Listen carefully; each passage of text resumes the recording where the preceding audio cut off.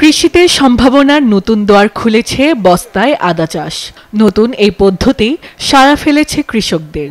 গোটা গ্রামের সব বাড়িতে বাড়িতে আদা চাষ করে নজর কেড়েছে সবার। সারা দেশের মডেল হিসেবে আদার গ্রাম পরিচিতি পাচ্ছে বগুড়ার সোনাতলা উপজেলার পাকুল্লার শ্যামপুর গ্রাম।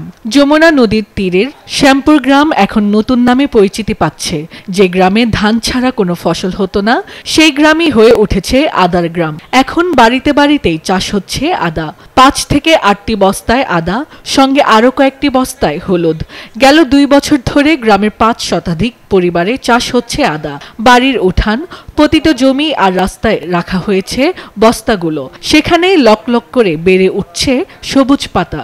মশলার গ্রাম হিসেবে পরিচিত হয়ে গেছে। আমাদের এই গ্রামে বিভিন্ন গ্রাম থেকে বিভিন্ন লোকজন এসে এরকম মশলা ফসল দেখে যায়, এবং আমাদের এখানে ইউএনও স্যারও আসছিল একবার, আমাদের সাবেক এমপি সাহেবও আসছিল, এসে এটা সব কিছু দেখে গেছে এবং পরিদর্শন করে গেছে। এই গ্রামকে মশলার গবেষণা মশলার গ্রাম হিসেবে স্যার বলে গেছিল, ইউএনও স্যার বলে গেছিল। আমরা এই যে শ্যামপুর গ্রামের কৃষি গবেষণা থেকে বীজ পেয়েছি, সেটা আদা হলুদ মানে 2 বছর হলে আমাদের কোনো বাইরে থেকে কেনা লাগে না। আমার পুরো গ্রামেই আমাদের চাহিদা আদা হলুদ দিয়ে মিটে গেল। আগে এই জায়গা পড়ে আসলো, এখন আদা রসুন পেঁয়াজ এগুলো গাড়া হচ্ছে, আমাদের কেনা লাগে না।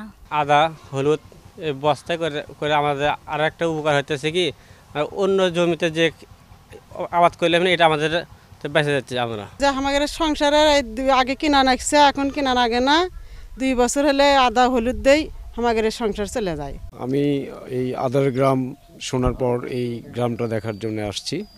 তো আমার প্রতিটা বাড়ির আঙ্গিনায় তাদের প্রতিটি জায়গাগুলোতে বস্তার মধ্যে এবং আদা এবং হলুদের এই চাষ পদ্ধতি আমার খুব ভালো লাগছে। আদা রসুন আমরা চাষ করে গরিব মানুষ, আমাদের জন্য বিশেষ করে আদা রসুন চাষ করে আমরা লাভজনক। আমাদের কেনা লাগে না, আর ইনশাল্লাহ 2 বছর হলে আমরা বাজারঘাটেও আর তেমন বিক্রি হতে দেখি না। আমাদের যমুনা নদী ভাঙ্গি এলাকায় এসব আদা হলুদের চাষ কোনো দিন আমাদের এলাকায় হয়নি। বিগত 2 বছর হলে আমাদেরকে এই আদা হলুদের চাষ করাতে আমরা লাভবান। আমাদের কিনা লাগে না, আমরা আরও খেয়ে আমাদের কিছু বাঁচে, আমরা সেগুলো বিক্রিও করতে পারি। আমরা সব মশলার বীজ চাই, আমরা সব মশলার বীজ যেন আমরা আবাদ করে খেতে পারি। যেটা আদা করে খাচ্ছি সেটা যেন সব মশলার বীজ যেন আমরা পাই। সারা বছর পরিবারের খাবার চাহিদা মিটছে, আবার বিক্রি করেও লাভবান হচ্ছে অনেকেই। কৃষি গবেষণা ইনস্টিটিউট থেকে গ্রামের সবাইকে দেয়া হয়েছে চারা প্রশিক্ষণ ও প্রয়োজনীয় পরামর্শ। আমদানি নির্ভরতা কমাতে আদা চাষ সম্প্রসারণে নানা উদ্যোগের কথা জানান কৃষি বিজ্ঞানী ডক্টর মোহাম্মদ শহীদুল আলম। বগুড়া জেলার শ্যামপুর পাকুলিয়া ইউনিয়নের শ্যামপুর গ্রামটা, এটা যমুনা নদীর পাশেই একটা চর অঞ্চলই বলে, স্ট্যাবল চর। এখানে আমরা অন্য অন্য গবেষণার সাথে আমরা ফার্মিং সিস্টেমের কাজ করি। এই গ্রামে আমরা প্রায় 500 পরিবার আছে। এখানে আমরা প্রতি ফ্যামিলিকে আমরা আদা এবং হলুদ বস্তায় চাষ করার জন্য আমরা এই প্রযুক্তিটা তাদের কাছে দিয়ে দিই, এবং তারা 2 বছরের করাতে তারা আদা এবং হলুদে প্রায় স্বয়ংসম্পূর্ণ। এটা একটা বাংলাদেশের মধ্যে একটা মডেল।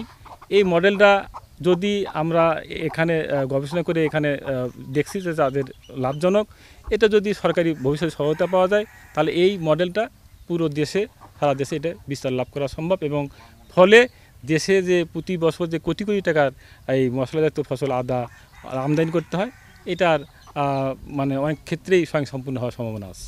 কৃষি বিভাগের হিসেবে বগুড়ায় এবার 3 লক্ষাধিক বস্তায় আদা চাষ হয়েছে। SA TV digital.